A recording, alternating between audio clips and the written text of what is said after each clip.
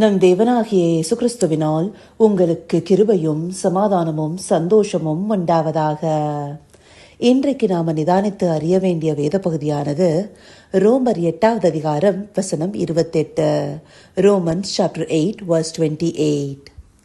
அன்றியும் அவருடைய தீர்மானத்தின்படி அழைக்கப்பட்டவர்களாய் தேவனிடத்தில் அன்பு கூறுகிறவர்களுக்கு சகலமும் நன்மைக்கு ஏதுவாக நடக்கிறதென்று அறிந்திருக்கிறோம். இது நம்ம எல்லாருக்குமே நல்லா தெரிஞ்ச ஒரு வசனம். இதுல நம்முடைய ஃபோக்கஸ் எல்லாம் எதுல இருக்கும்? தேவனால அழைக்கப்பட்டவர்களுக்கு சகலமும் நன்மைக்கு எதுவாக நடக்கும்னு. ஆனா இதுல முக்கியமா ஒரு விஷயத்த நாம நிதானிக்க மறந்துடுறோம். தேவனிடத்தில் அன்பு கூறுகிறவர்களுக்குங்கிறத ஃபோக்கஸ் பண்ணாம விட்டுடுறோம். ஏன்னா இந்த வசனம் தேவனை நம்புகிறவர்களுக்கு சகலமும் நன்மைக்கு எதுவாக நடக்கும்னு சொல்லல. தேவனிடத்தில் அன்பு கூறுகிறவர்களுக்கு. இந்த அன்பு கூறுவதுனா என்ன? அதையும் நமக்கு வேதமே தெளிவா காண்பிக்குது இல்லையா?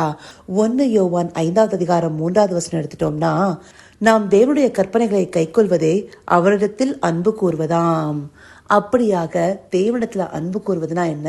அவருடைய கற்பனைகளை கைக்கொள்வது, அவருடைய வார்த்தைகளுக்கு கீழ்ப்படிவது. அப்படி கீழ்ப்படியும் போதுதான் நம்முடைய அன்பை பிரதிபலிக்கிறோம் இல்லையா? நாம தேவனை நேசிக்கிறோம், அன்பு செலுத்துறோம்னு சொல்லிட்டு அவருடைய கட்டளைகளுக்கு கீழ்ப்படிந்து நடக்கலன்னா அது அன்பு கூறுகிறதா இருக்காது இல்லையா? ஏன்னா இந்த நாட்கள்ல அநேகர் கிறிஸ்துவ தன்னுடைய நம்பிக்கையாக கொண்டிருக்கிறாங்களே தவிர அன்பு கூறுகிறாங்களா, அதாவது அவருடைய கற்பனைகளை கை கொள்கிறாங்களான்னு கேட்டா அதுல இருந்து தவறி போயிடுறாங்க. அப்படியாக தேவன் மீது பயபக்தியாக இருந்து அவருடைய கற்பனைகளை கை கொள்ளும் போதுதான் அவரிடத்துல நாம அன்பு கூறுறோம். அதை தான் நாம இன்னைக்கு பார்த்த பிரதான வசனத்துல நிதானித்து அறிந்து கொள்ளணும். தேவனிடத்துல அன்பு கூறுவர்களுக்கு சகலமும் நன்மைக்கு ஏதுவாய் நடக்கும். பூர்வ நாட்கள்ல தேவன் இஸ்ரவேல் கோத்திரத்தார தன்னுடைய சொந்த ஜனமாக அழைத்தாரு. ஆனா ஆண்டவராகிய இயேசு கிறிஸ்துவோ புறஜாதியர் எல்லாருக்குமே அழைப்பு கொடுத்திருக்கிறாரு. அப்படி அழைத்த பிற்பாடு அவரிடத்துல அன்பு கூறும் போது நாம தெரிந்து கொள்ளப்படுதலுக்குள்ளார வரும்.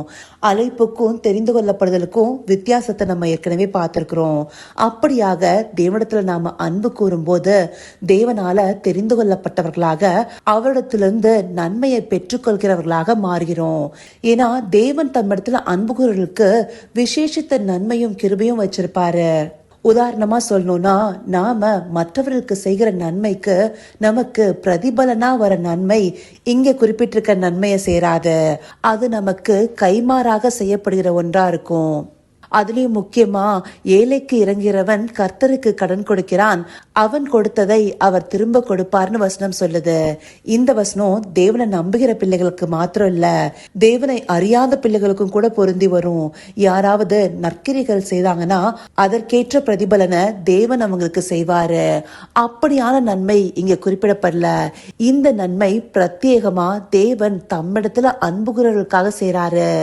முக்கியமா 1 கொரிந்தியர் 2வது அதிகாரம் 9வது வசனத்தை எடுத்துட்டோம்னா, எழுதி இருக்கிறபடி தேவன் தம்மில் அன்பு கூறுகிறவர்களுக்கு ஆயத்தம் பண்ணினவர்களை கண் காணவும் இல்லை, காது கேட்கவும் இல்லை, அவைகள் மனுஷனுடைய இருதயத்தில் தோன்றவும் இல்லை. இங்க குறிப்பிட்டிருக்கப்படி தேவன் தன்னிடத்துல அன்பு கூறுவர்களுக்கு விசேஷித்த ஒரு காரியத்தை செய்வாரு. ஒரு பேரண்ட்ஸ் எடுத்துட்டாலே அவங்களுக்கு இருக்கிற அநேக பிள்ளைகள்ல கீழ்ப்படுகிற பிள்ளைக்கு விசேஷத்த ஒரு நன்மையை செய்யணும்னு நினைப்பாங்க இல்லையா? அப்படியாக நம்முடைய பரலோக தகப்பனும் நாம அவரிடத்துல அன்பு கூறும்போது நமக்கு சகலத்தையும் நன்மைக்கு ஏதுவாக நடத்துவாரு. அப்போ இதுல இருந்து நாம நிதானித்து அறிய வேண்டியது என்ன? நாம தேவனை நம்பி இருக்கிறோமா இல்ல தேவனிடத்துல அன்பு கூறுகிறோமாங்கிறது. தேவனை நம்பி இருக்கிறது அவரே நம்முடைய ரட்சகர், நம்மை பாவத்திலிருந்து மீட்டு கொண்டு அவராலேயே நடத்த முடியுங்கிறத விசுவாசிக்கிறது. ஆனா தேவனிடத்துல அன்பு கூறுவதுங்கிறது அதையும் தாண்டி அவர் நமக்கு விதித்த கட்டளைகளை கை கொண்டு அவரை எந்த நாளும் நோக்கி பார்ப்பது. தாவீதை எடுத்துக்கொண்டோம்னா தேவனுடைய சமூகத்தை வாஞ்சிக்கிறாரு, அவருடைய கற்பனைகளை கை கொள்ளணும்னு ஆவலா இருக்கிறாரு. அந்தி சந்தி மத்தியான வேலையில தேவனை நோக்கி பார்க்கிறாரு. இப்படியாக இருப்பதல்லவா தேவனிடத்துல அன்பு கூறுவது. நாம தேவன் மீது அன்பு கூறுகிறோம்னு சொல்றோம், ஆனா அதிகாலையில் எழுந்து அவரை தேட முடியுதா? அவருடைய சமூகத்துல அவரிடத்துல நம்மால நேரம் செலவிட முடியுதா? இல்ல அவர் நம்மோடு பேசணும்னு சொல்லி அவர் நமக்கு அருளி செய்த வேத வார்த்தைகளை அனுதினமும் தியானிக்க முடியுதா? இந்தபடியெல்லாம் நாம எந்த விதத்திலும் நேரம் ஒதுக்கலன்னா நாம தேவன் மீது அன்பு கூறல, தேவனை நம்பி இருக்கிறோம். அந்தபடியா தேவனுக்கு நேரத்தை கொடுக்க முடியாதவங்க அவரை நம்பி இருக்கிறது எதற்காக? அவங்களுடைய தேவைகளுக்காக. அந்த தேவைகளுக்காக தேவனை நோக்கி பார்த்துட்டு அதற்கு பிற்பாடு தேவனை மறந்து விடுறாங்க. தேவன் தனக்கு நன்மையானதை செய்யணுங்கிற விருப்பத்தோடு இருப்பாங்க. ஆனா தேவன் செய்வதெல்லாமே நன்மைக்கே என்று அறிந்து கொள்ள மாட்டாங்க.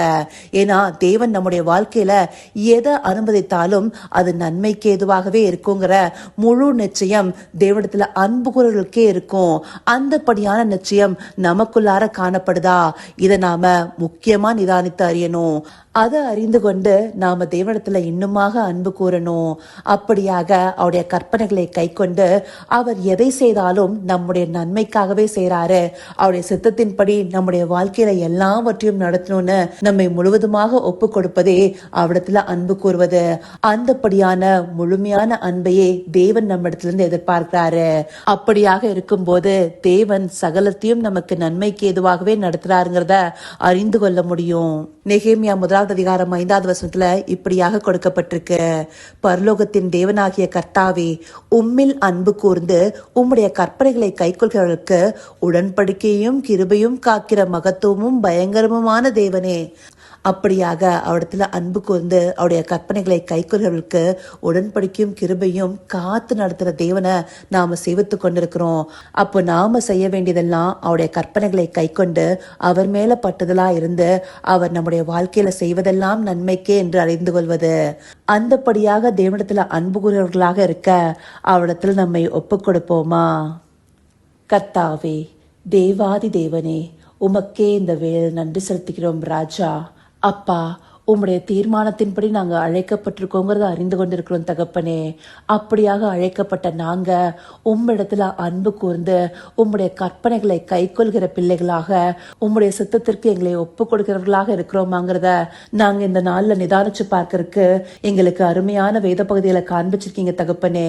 அப்படியாய் உம்மிடத்துல உண்மையாய் அன்பு கூர்ந்து நீங்க எங்களை நடத்துகிற எல்லா பாதையும் நன்மைக்கு ஏதுவாகவே இருக்குங்கிறத அறிந்து கொள்கிற ஞானத்தை எங்களுக்கு தந்துடலுங்க தகப்பனே.